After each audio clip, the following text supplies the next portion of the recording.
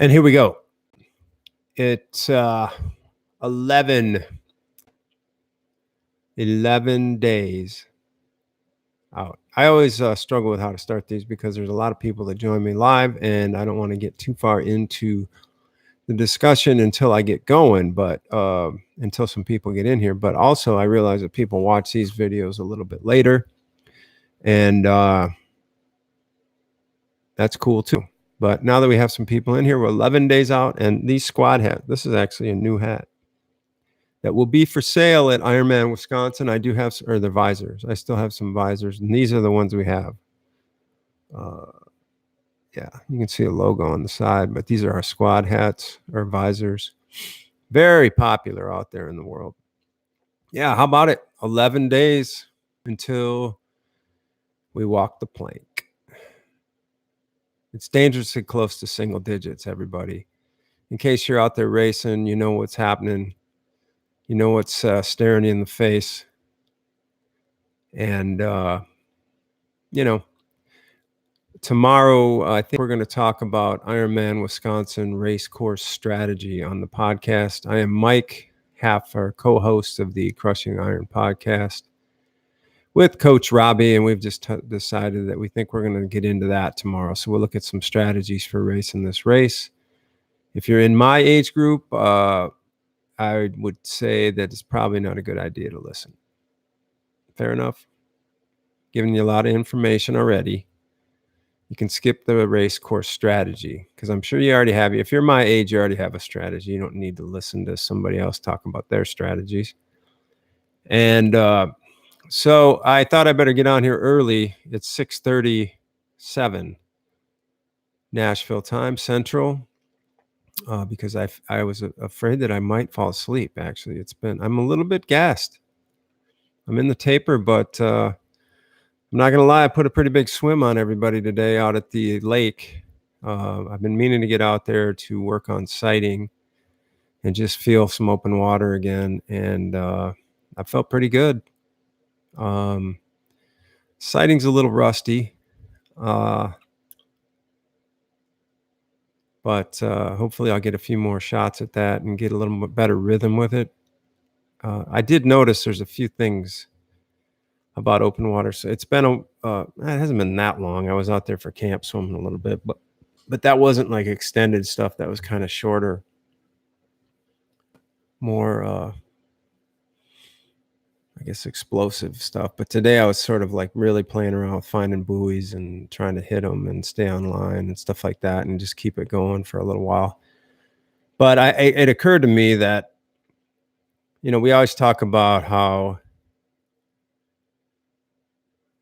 being relaxed out in open water is so important. I think that you actually swim faster if you're relaxed. The whole thing about getting tense in any of the sports, riding and running as well, but especially in swimming, you get started and you're going to be tense out there. And I realized that, there's a couple of things that cause that. And one is sighting. I think sighting can make you tense, especially if you're not really used to it. Then all of a sudden you're going to get in a race. You haven't been practicing it. And now you're going to go out there in the open water with, thousands of people around you, and you're going to be sighting and off of swim caps and kayaks and buoys that you can't really see that well. And so you have a tendency to sight a lot more in a race, and you're not used to it. And who knows what kind of havoc that'll play with your neck. But I think more than anything, it just sort of like, puts you in a tense frame of mind every time you sight if you're not relaxed with it. So I would encourage you to just be chill about it and not try to, read every letter on the buoy or anything. Just kind of make sure you know it's there and just keep going. And I guess part 2 of that equation, and this is one of the things that's really clicked with me this year finally, was that, if you're off course and you see that you're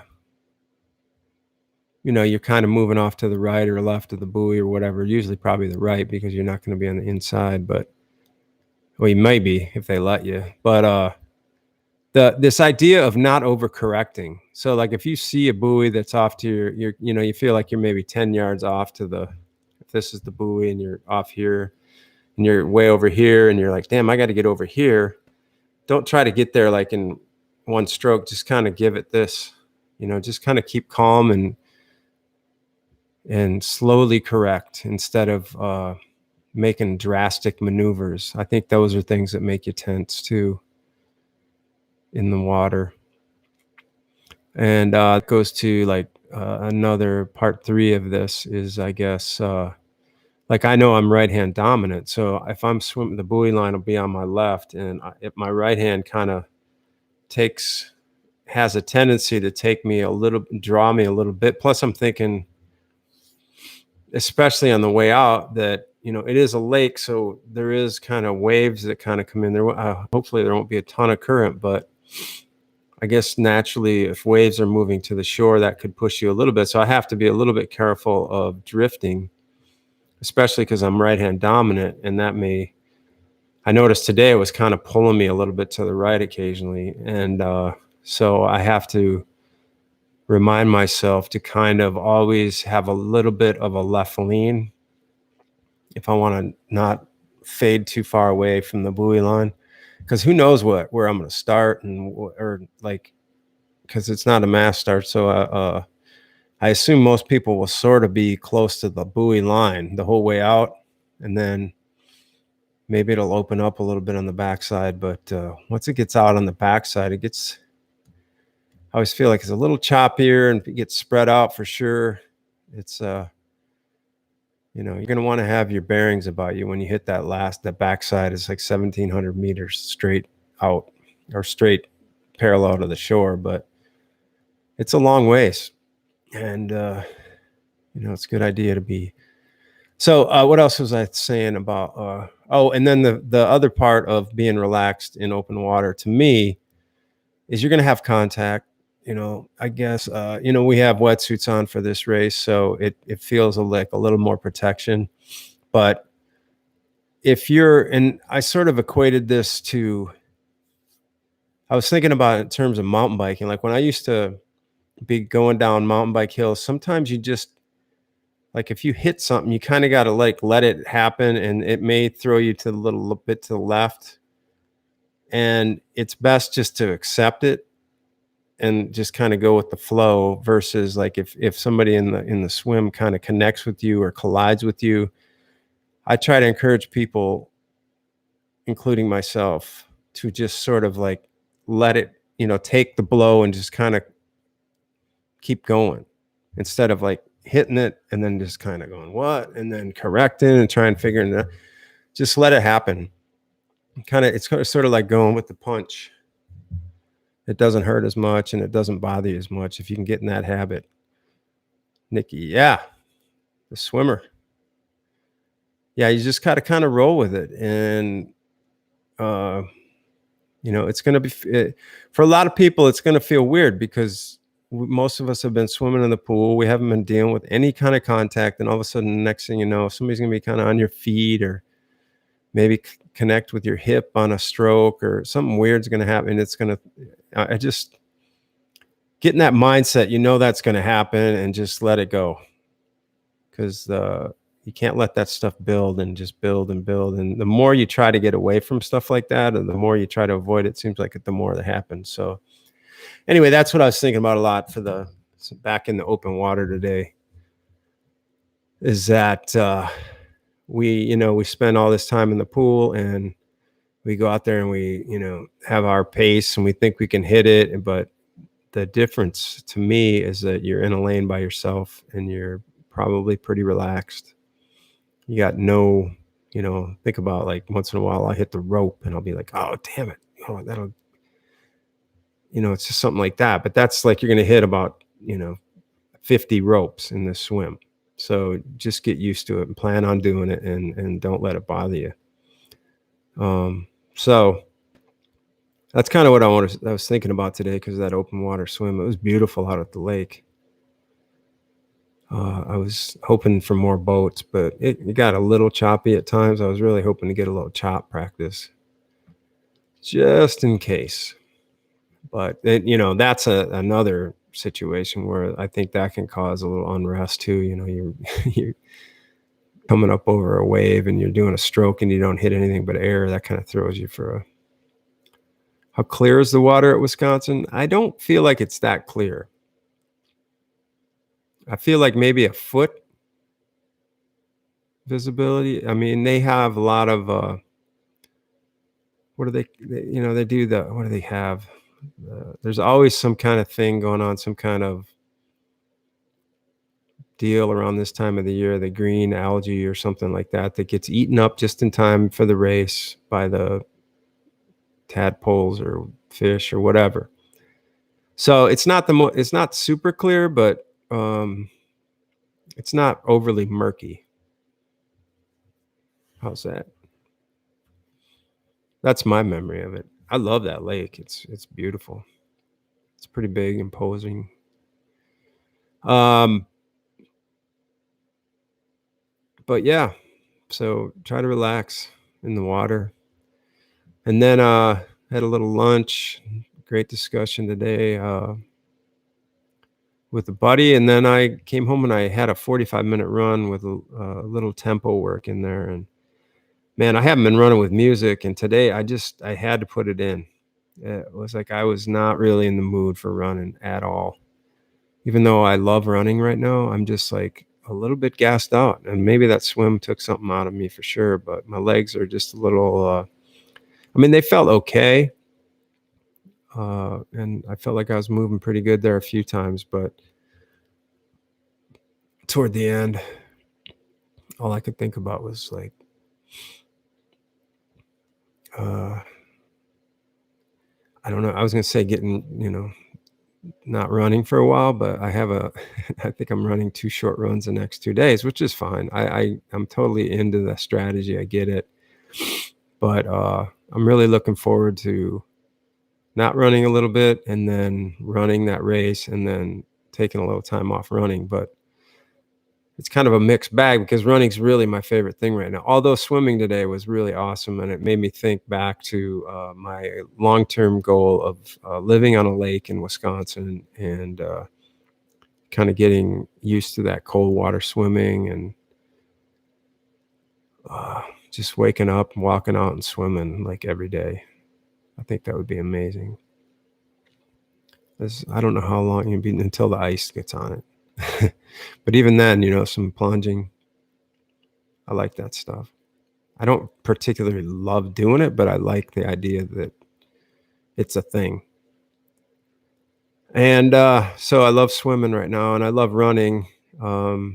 Cycling is always kind of that wild card, but thanks to that, I think it is thanks to that mountain biking background, I have a good ability to sort of plow through it. And I'm thinking about that, man. I don't think I've ridden more than 80 miles at a stretch this year. I did 2 back-to-back 75. So I feel pretty good about the bike, even though I haven't gone a century ride or something like that. I've been riding it pretty hard when I do ride it, and legs feel pretty strong. But not tonight, man. I'm going to be hitting the bed here pretty soon. It's only like 7 o'clock. I'll try and eat a little first and then lay down and watch this new show I've been watching. It's called The Family on Netflix. It's about sort of this secret power society in the world. And that stuff's fascinating to me. But I got through 1 episode last night and fell asleep, so it's perfect. It's not like that fascinating. Again, I am Mike with the Crushing Iron Podcast. We come out tomorrow. We're going to do a Ironman Wisconsin course strategy podcast, I believe. That will be Thursday. And then next week, we'll do a podcast Monday and Friday. It will not be on Thursday. It'll be on Friday. We're going to be doing a live recording in front of an audience up there in Madison Friday before Ironman Wisconsin. And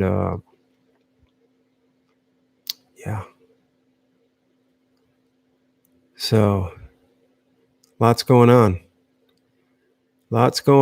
And I think I talked about, speaking of swimming, I talked about it yesterday, but I still do miss that mass start. I'm not going to go down that road again, but oh, you have FOMO about missing number 300? Well, it's going to be interesting. I think we're going to try and just rudimentarily stream it on Facebook, but we're just going to record it in this little device I have. Me and Robbie and Jessica Jacobs, who is an Ironman champion and now a C26 athlete. She's racing next weekend, so it's going to be pretty cool. Get some good insight from her. She's won the race as a pro, and now she's racing as an amateur and fallen back in love with the sport. So this will be my 7th straight year of doing an Ironman. I started when I was 49, and now I'm getting old, but I'm not going to let that happen. I was telling my buddy last night, I was like, man, I'm just, we all get old and we all, fade away. But, I think the best way to not let that happen is to sort of do hard stuff and keep working. The easy part is just to kind of sit down and say you're old. But I'm not sure if, Ironman is going to keep being in the cards. You never know. I always like to use it as a big picture target thing that kind of keeps me in line, so to speak. I have a tendency to go off the rails, or I have in the past. So this is a good way to keep me focused. So again, tomorrow, the Ironman Wisconsin course strategy podcast. If you're in my age group, that includes you, Mark Strasser and Phil Jones, I suggest you don't listen tomorrow. I'll fill you all in later with the good stuff. But I don't want to confuse you, because you never know what kind of like false information I might throw in there just to throw you off a hair. But anyway, that's going to do it. That's going to do it for tonight. And tomorrow will be 10 days away. And then after that, we're single digits. We're counting down to Ironman Wisconsin. And it's going to be a fun day, but it's going to be a ridiculously difficult day too. I don't want to lose sight of that. Some people just have a blast doing their Ironman, but I just don't want it to be like the last few I've had, where it's like early in that run, I'm going, why am I here? Why do I have to run 18 more miles right now? I'm just going to have fun. It's going to be easy. I can talk myself into that. Thanks for coming by. I'm going to go lay down and watch some of the family. And I'll catch you tomorrow on the podcast number 298 in our history. Coming up on 300, that will be in Madison next Friday. So thanks for listening and watching, and I hope to see you all in Madison. But I'll see you tomorrow night on this thing. All right, be good. Tomorrow, it might be tomorrow afternoon, because I've got some stuff going on tomorrow night. So just keep that in mind at work if you need a break. See you later.